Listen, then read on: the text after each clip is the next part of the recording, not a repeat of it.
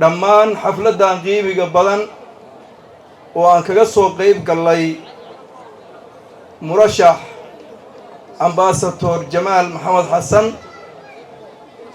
iyo dhammaanba bulshada qaybaheeda kala duwan oo halkaan fadhida ugu horeeyo madaxdii hore waan halkaan runtii iyo duqa magaalada Cabdiraxiin Ali Ismaaciil madaxweynahaygii hore ambassador Cabdixakiin oo halkaan iga muuqda iyo ambassadorro badan saraakiisha culamaa diinka odayaasha gabdhaha dhalinyarada ciidamada qalabka sida saxaafadda dhammaan assalaamu calaykum waraxmatullaahi wabarakaatuh salaan kadib waxaa farxad weyn oo ah inaan ka soo qayb galno munaasabadan oo uu ku shaacinayo ambassador musharax Jamaal Maxamed Xasan madaxnimada in lagu soo aadan xilligan oo runtii mudan in sida loo soo weynaysiiyey aan mar walba ula soconno arrimaha inagu gadaaman oo runtii aan oran karo gobollada aan haddaan u dhisayno maamulku uu soo maray maraaxilo badan oo aan ku faraxsanahay caawa in bulshadii isbeddel weyn qaaday isbeddel nabadeed qaaday isbeddel horumar qaaday farxad iyo rayn bay ii tahay xilliyada qaarkood markaan xasuusto iyo caawa wax weyn oo ilaahay aan ugu mahadinno oo ilaahay aan u nisbaynayno inuu inoo siyaadiyo baan ilaahay ka rajaynayaa subxaanahu wa tacaala waxaan rabaa inaan Jamaal in yar oo aan ka aqaan bulshada la wadaago Jamaal waa nin soo shaqeeyay runtii waxyaalahan aad ugu ammaanayo waxaa ka mid ah Soomaaliya iyada oo dhaqaalaheeda iyo wax walba ay leedahay bannaanka lagu maamusho waa ninka Soomaaliya keenay in Soomaaliya la xadado oo la ilaasho waxyaalaha ay xaqa u leedahay in hal meel laga maamulo Jamaal waa ninkii insha Allah keenay waxaan rajaynayaa insha Allah maamulkana wuxuu u baahan yahay in caalamka xiriir weyn iyo horumar weyn kulliba lala doono dadka dib u heshiisiin loo sameeyo xuduudaha iyo sidii hore loo sheegay iyo gobollada dhammaanba sidii loo seedarayn lahaa loogana saari lahaa gobolladii la isku haystay gobolladii aan qiimiga badan u lahayn maamullada runtii inagu xeeran maamullada inagu xeeran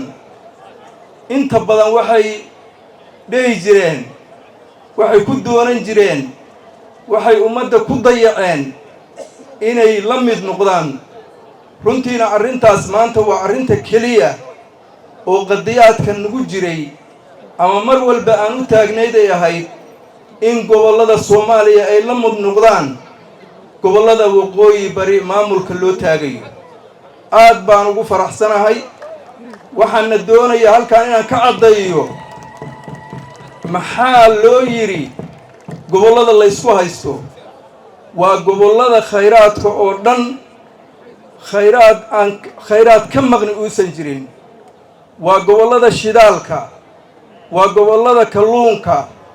waa gobollada ilaahay idankiis macdanta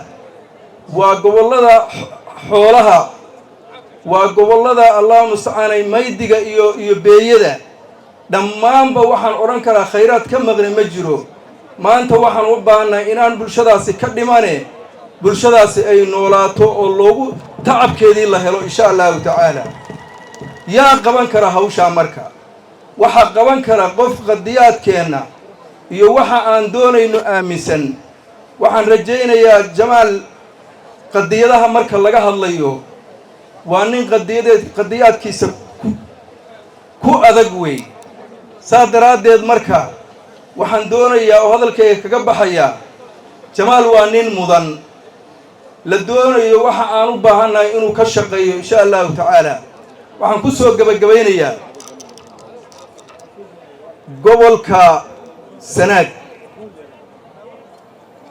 gobolka Sanaag dad badan baa soo qaaday laakiin gobolka bulshada ku nool baaq baan u dirayaa waxay tahay inta aan horay uga soo sheekaynay waxaan u baahanahay gobolka in loo qabto in fadhiidka la iska fadhiyo ay ka fiican tahay in laga shaqeeyo sidii horumarkiisa looga shaqayn lahaa sidii cadowga jooga looga xoreyn lahaa sidii wixii ku jiray ama wixii laga dheefi lahaa ama wax dheef ahayd bulshada loogu soo saari lahaa saad daraaddeed marka odayaasha iyo waxgaradka dhammaan waxaan ugu baaqayaa inaan laga biqin tijaabada socota inaan laga biqin in fadhigii hore aan la fadhiyin in lagu dadaalo sidii insha Allah loola shaqayn lahaa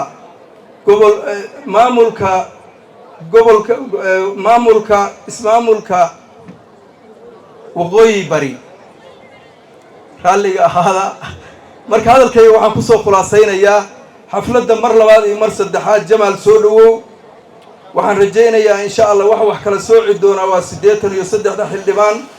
83duna waxay u baahan yihiin 5 sano cidii horumarin lahayd gobolada maamulka loo dhisay dadkaasuna waxay noqon doonaan dad kala xusha ilaahay idankiis bulshada ilaahay idankiis ragga sharaxan oo u sharaxan inta ugu mudan ama ay wadankooda ku aamini karaan dhan walba ilaahay idankiis inay u doortaan aad baad u mahadsantihiin